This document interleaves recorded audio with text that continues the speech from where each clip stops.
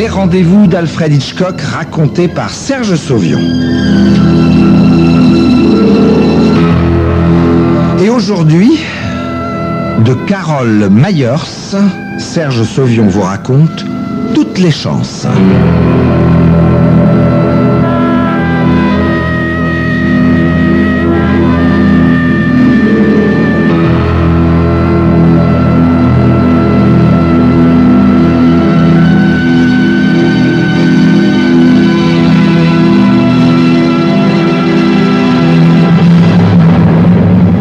Je regarde d'un air morose le pneu dégonflé à l'arrière de ma voiture quand la jolie blonde s'arrête dans l'emplacement de parking voisin. Elle me lance un coup d'œil compatissant, mais elle dégage ses jambes élancées et se dirige vers l'immeuble sans rien dire. J'appelle « Mademoiselle !» J'écarte les bras d'un air désolé et j'insiste. « Je suis navré d'être important, mademoiselle, mais peut-être pouvez-vous m'aider ?» Elle revient sur ses pas. « Vous aider? Comment ?» J'explique. Il se trouve que mon cric est cassé. Et j'ajoute, en désignant le coffre de sa décapotable, « Si je pouvais vous emprunter le vôtre ?» Elle marque un temps d'hésitation, puis, sans doute rassurée par mon allure inoffensive, l'épaisseur de mes verres de lunettes à double foyer et le gris de mes cheveux, elle me tend son trousseau de clés. Certainement. Le contenu de son coffre est limité. Roue de rechange dans son alvéole, carte routière tachée de graisse, 2 démonte-pneus et une clé anglaise, mais pas de cric. Comme je referme le coffre, la fille dit « Je suis désolé, j'étais sûr d'en avoir un. » Ce à quoi je réponds « Je vous en prie, mademoiselle, ne vous en faites pas, ce n'est pas dramatique.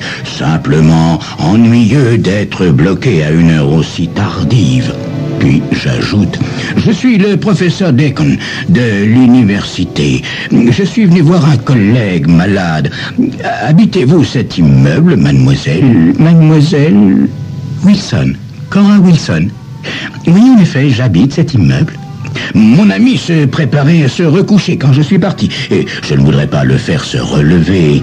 Si vous me permettez d'abuser un peu de votre obligeance, puis-je me servir de votre téléphone pour appeler à un garage de nuit? Ma demande ne surprend guère Cora Wilson qui devait s'y attendre. Certainement, professeur, me répond-elle en hochant la tête et en me gratifiant d'un joli petit sourire.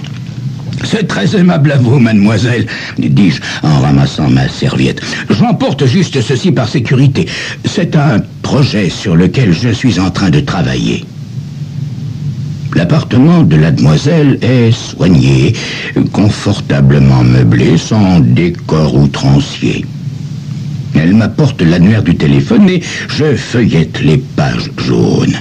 Ah, voici qui devrait faire l'affaire. Garage Matlock, service permanent jour et nuit.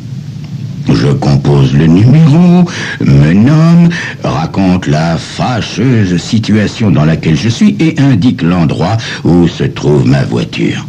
« Il m'envoie quelqu'un », dis-je à Cora Wilson après avoir raccroché.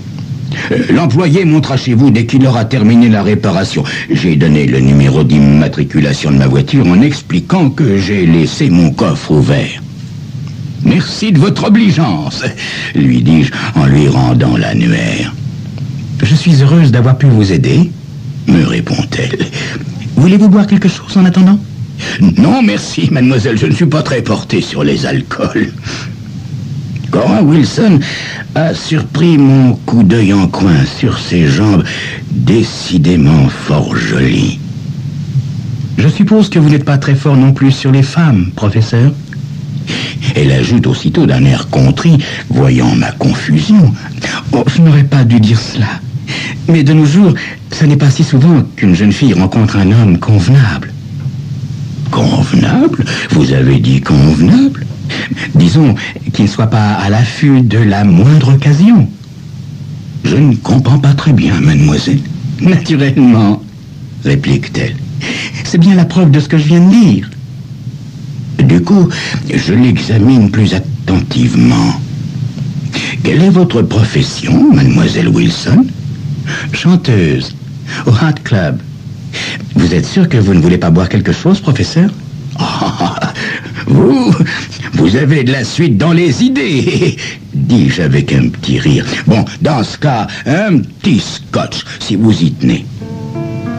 La demi-heure qui suit passe agréablement, et quand enfin la sonnerie de la porte retentit, je me lève pour accompagner la jeune femme lorsqu'elle va ouvrir. Un individu aux cheveux roux, au visage en lame de couteau et au regard plus coupant encore, vêtu d'une salopette grise, se tient dans le vestibule. « Vous êtes le professeur Deacon ?» me demande-t-il. « Oui. »« C'est réparé, professeur. Désolé de n'avoir pu faire plus vite. » répond-il en me tendant une fiche que je glisse dans ma poche après l'avoir payée. Il m'interrompt brusquement comme je veux le remercier après m'avoir examiné attentivement. « Pardonnez-moi, votre nom m'a rien dit au premier abord, mais vous êtes bien professeur de mathématiques à l'université ou quelque chose comme ça ?» Je réplique d'un ton bref. C'est exact, mais je me rappelle avoir lu des articles dans la presse à votre sujet, professeur. Quelque chose à propos de la mise au point d'une thèse sur les lois de la probabilité et du hasard. Enfin, sur la chance au jeu, quoi. Un truc vraiment scientifique, hein? Là, je me sens carrément gêné. Je réponds plus sèchement encore. Merci, mais il se fait tard, je ne voudrais pas vous retenir. Le garagiste sourit. Ah, c'est vrai, excusez-moi, professeur. Je voulais seulement que vous sachiez que je vous ai reconnu, quoi. Son regard rusé se pose sur Cora Wilson, puis il ajoute... Vous avez bien encore quelques minutes, professeur? Non, écoutez, sans que nous puissions, Cora Wilson et moi, l'en empêcher, voici qu'il s'introduit à présent dans le salon. Vous devriez lire davantage les journaux, professeur. Veuillez sortir d'ici, ordonne alors Cora Wilson. L'homme se contente de ricaner. Allons, détendez-vous. Savez-vous que nous tenons peut-être chacun la chance de notre vie? Je réponds d'un ton glacial. Quelles que soient vos suggestions, monsieur, sachez qu'elles ne m'intéressent pas. J'ai déjà abusé du temps de cette jeune personne. Avez-vous entendu ce qu'elle vient de vous dire? Il me coupe la parole. Ben justement, professeur, pour que nous sachions tous à qui nous avons affaire, mon nom est Jarvis, Larry Jarvis, mais il me semble qu'en ce qui concerne les noms, vous n'êtes pas très bien informé, professeur. Je jette un coup d'œil vers Cora Wilson, dont j'entends la respiration oppressée, puis je reviens à Jarvis et lui lance sèchement « Expliquez-vous !» Il s'installe sur le divan et nous regarde calmement. Il y a 6 jours, un bandit du nom de Léo Lassiter a été tué d'un coup de feu alors qu'il tentait de franchir le mur de la prison de l'État. Incarcéré depuis 4 mois, il purgeait là une peine de 7 ans pour vol à main armée. Il avait volé 50 000 $ dans une banque. Les yeux rivés sur Cora Wilson, Jarvis marque une pause puis reprend. 2 jours après l'attaque à main armée, les flics ont arrêté Lassiter, mais ils n'ont jamais pu retrouver l'argent. Son regard se pose sur moi. Voilà ce que je voulais dire, professeur, quand je parlais de se tenir au courant. Les journaux ont exposé toute l'affaire après la mort de Lassiter. Il paraît qu'au moment du vol, son ami en titre était une pépée du nom de Cora Wilson. Non, ça n'est pas vrai. Le ton de Cora Wilson est véhément. Elle fait face à Jarvis, les joues empourprées. Lui reste calme. Allons donc. C'est un fait établi, poupée. Je parle de l'argent, reprend-elle. Il est exact que je voyais Léo à l'époque, oui. Mais il ne m'a pas refilé l'argent quand les policiers lui ont mis la main dessus. Je ne savais rien et je ne sais toujours rien à ce sujet. D'ailleurs, j'ai convaincu la police. Jarvis glousse et lève la main. Du calme, du calme. Vous posez pas en prix de vertu, poupée. Rappelez-vous ce que j'ai dit. C'est peut-être la chance de notre vie. J'interviens d'un ton encore plus glacial. Je ne vois pas où vous voulez en venir. De plus, Jarvis m'interrompt une fois encore. Mais la fille a compris, elle. N'est-ce pas, poupée?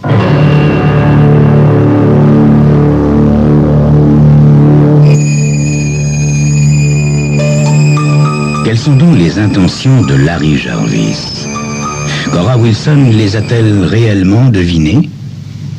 La réponse dans quelques instants. Très bien.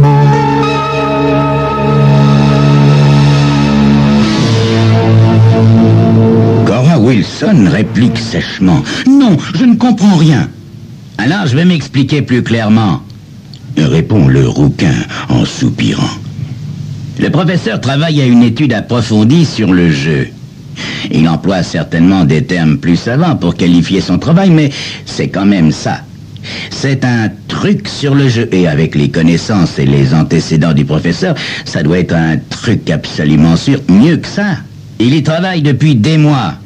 Ça doit être au point maintenant. Las Vegas grouille de joueurs à martingale, on les voit à toutes les tables. Eux, ils marchent surtout à l'intuition, mais nous aurions quelque chose de solide, de mathématique. Et avec un peu d'argent, je n'ai pas d'argent, assez pour continuer à jouer, voir venir, mettre du blé de côté. Je vous le répète, j'ignore tout cet argent. C'est pas mon avis, Répond Jarvis d'un air entendu. Je crois au contraire que vous le gardez en réserve depuis des mois. 50 000 $, c'est une jolie somme, bien sûr, mais ça n'est que de la gnognotte à côté de ce que vous pourriez ramasser. À vous de fixer votre pourcentage, poupée. Pensez à la faible probabilité de votre rencontre de ce soir avec le professeur, avec moi qu'on a fait venir et qui vous reconnaît tous les deux. C'est fantastique, non? Une chance comme ça. Vous voudriez la négliger? Là, il est grand temps que j'intervienne. Un moment, s'il vous plaît, monsieur. Je commence à comprendre. Mais je vous assure que je n'ai pas le moindre désir, ni la moindre intention de me lancer à l'assaut du jeu dans les casinos de Las Vegas ou d'ailleurs. Qu'y a-t-il, professeur? Vous doutez de vos théories? En aucun cas, monsieur, bien au contraire. Que voulez-vous dire par « au contraire », professeur? Demande alors Cora Wilson, qui m'examine maintenant d'un air rusé. Simplement, mademoiselle, que je suis tout à fait certain de mes théories. La jeune femme qui a cessé de m'écouter regarde Jarvis. Combien? Demande-t-elle. Et comment se ferait le partage? À égalité, un tiers chacun. Répond-il en souriant. D'accord, Dit-elle enfin après un long silence. je veux bien courir le risque, mais pas tout l'argent, la moitié seulement. 25 000 $, c'est déjà pas mal, ça devrait faire l'affaire, non? Sans doute, mais je suis contre. Vous connaissez ma position. Eh bien, vous en changerez. Ça vous dit rien de pouvoir prendre une retraite anticipée et de tenir la vedette dans les journaux? Personne ne saura de qui vous tenez ces 25 000 $, hein? Alors, qu'est-ce qui vous retient, professeur? Finalement, je capitule. Bon, je ne suis pas très emballé, mais j'accepte. Jarvis sourit et s'adresse à la jeune femme. Maintenant, et l'argent? Je l'ai déposé dans un coffre. J'irai le chercher demain matin. Jarvis hoche la tête. Très bien. Nous pourrons prendre l'avion de l'après-midi pour Las Vegas. J'irai d'abord chercher le professeur, puis nous passerons vous prendre demain vers 11 h environ. Allez, venez, professeur, il est temps de vous reposer. Je vous raccompagne.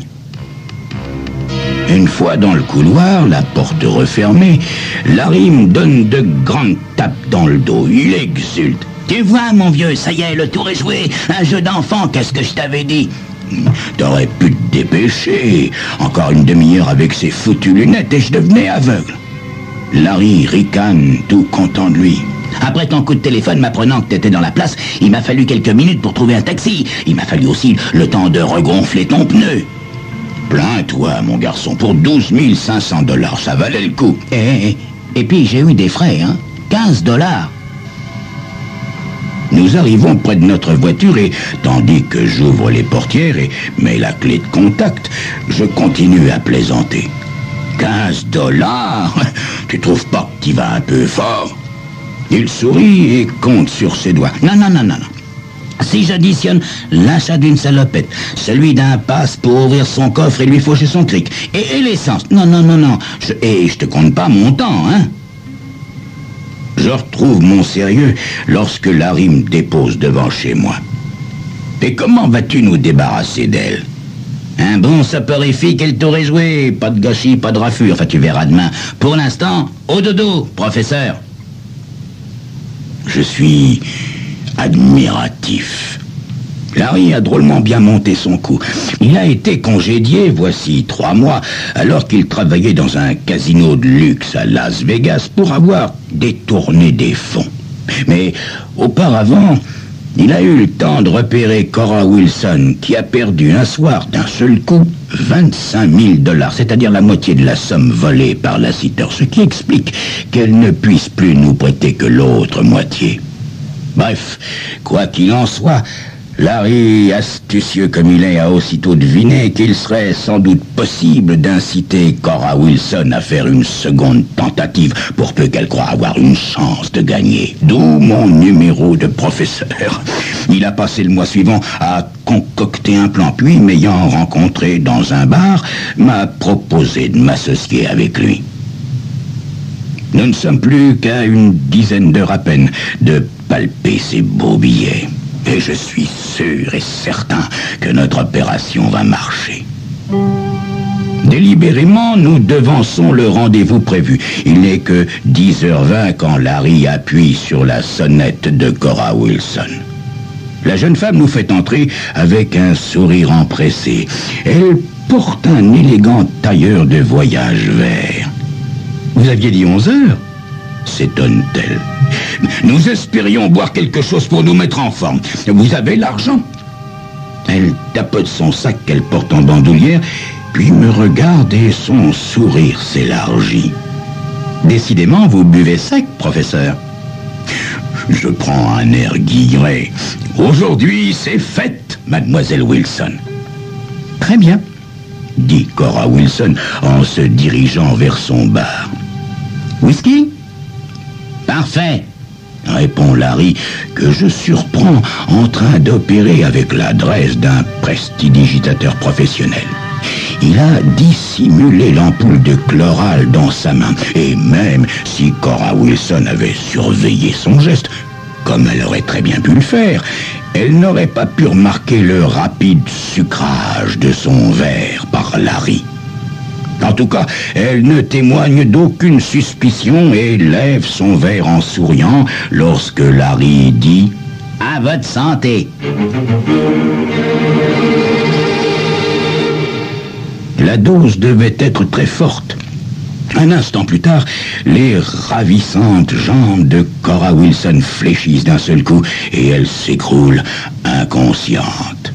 « Désolé, poupée, mais ta chance t'a lâché. » remarque cyniquement Larry qui me désigne son sac. « Mets vite l'argent dans ta serviette pendant que je regarde s'il y a quelque chose d'autre qui mérite d'être raflé. » Je suis en train de manipuler le fermoir du sac à main quand un sifflement m'avertit. Je courbe l'échine, tente un plongeon, mais je ne suis plus assez rapide. Des myriades de soleils explosent dans mon crâne, puis plus rien. Cora Wilson est encore évanouie quand je reprends mes sens. Larry Jarvis a disparu de même que la serviette. Bien entendu, le sac à main est vide. Je viens d'être refait. Je marmonne un juron et en titubant me dirige vers la porte. En ce qui concerne l'argent, Cora Wilson pourra difficilement porter plainte. Néanmoins, mieux vaut ne pas s'attarder ici. Brusquement, je m'arrête, m'apercevant que je serre un papier dans la main. C'est un mot bref que Larry, l'homme au calcul de probabilité, a pris le temps d'écrire. Chiffrons les dépenses à $20. $5 de plus pour une matraque plombée modèle de luxe. Désolé, professeur. Signé Larry. Moi aussi, je suis désolé. J'avais une petite chance de ramasser un gros paquet et je l'ai raté. La seule chose qui me reste maintenant, c'est une migraine à me fendre la tête. Et d'après la thèse sur les lois de la probabilité que je suis censé avoir écrite, j'ai bien peur qu'à mon âge, il n'y ait pas de seconde chance.